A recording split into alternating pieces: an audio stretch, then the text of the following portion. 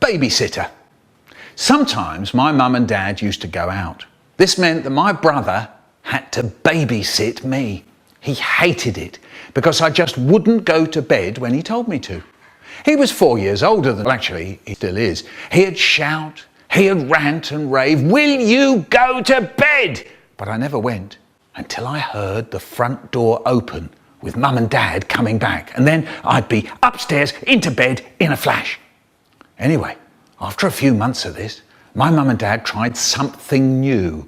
Just before they went out, they said, "Right, Mick, you go to bed before we go out and you stay there." Okay, I said, okay. Yeah, okay. And off I went to bed. I lay there waiting to hear the front door close. Slam! And straight away, I was out the bed, down the stairs, into my brother's room. There he is, sitting there, reading. First of all, he tries, "I'm not taking any notice of Michael." He goes on reading. I think, I'll make him notice. I put my face behind the book with my eye peeping round the edge of the book. Every time he gets to the end of a line, his eye looks into my eye. He tries to pretend I'm not there. It's no good. He can't. My eye is peeping away like mad round the edge of the book. He starts to laugh. Look, yeah, look, he says, "Look, this isn't fair. You promised you'd stay in bed. I tell him I will." So now I go and stand by the door and I fiddle. I make little rattly noises with the handle and the key. Fiddle diddle, riddle diddle. He tries to pretend I'm not there. It's no good. He can't. I'm rattling away like mad with the handle and the key. He starts to laugh. "All right," he says. "Look, right, that's it."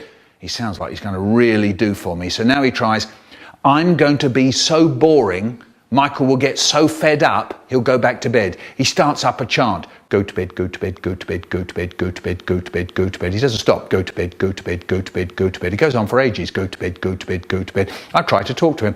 "Hey, what do you want for your birthday, Brian?" "Go to bed, go to bed, go to bed." "Do you want a sweet?" "Go to bed, go to bed, go to bed." "Hey, you've got a pimple on the end of your nose, you know." "Go to bed, go to bed, go to bed."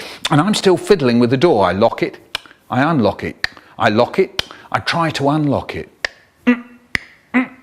"Go to bed, go to bed, go." Brian, I can't unlock the door." "Go to bed, go to bed." "Brian, the key's stuck." He stops. Suddenly he looks pleased and he settles down with his book and waits. Meanwhile, I've got big bother. They're going to come back and find me here, and I've got out of bed and I've come in his room and I've locked the door and it's really late and it's all my fault. I try and I get that key to work. Fiddle riddle diddle diddle, fiddle riddle diddle diddle. For 3 hours I'm at it, and all the time my brother is not taking any notice of Michael. The front door opens. "Hello," my mum calls out. She gets to my brother's door. "Did Michael stay in bed all right?" She's trying to turn the handle. "Let us in, Brian," says my dad cheerily. No answer from us inside. My brother is waiting for me to say something. I'm hoping he'll say something. We're looking at each other. "Come on, Brian," says my dad, getting a bit cross. Oh no, the moment I dread when dad goes from being cheery to absolutely furious. In a weedy little voice I say, "I locked the door." That really winds them up. There's my mum. "Is that you, Michael? You still up? You promised you'd stay in bed. It isn't fair on Brian." And there's my dad and he's roaring, "Would you believe it, the little pig? And the door's jammed. I'll have to break it down. God, when I get inside, oh, he's going to be in for big trouble." And me, I'm standing there all shaky and sorry and shuddery. But my brother, what's he doing? He's smiling all over his big face. Yeah, he took the key out, passed it under the door, and they opened it, and I dashed out off to bed faster than an electronic rabbit.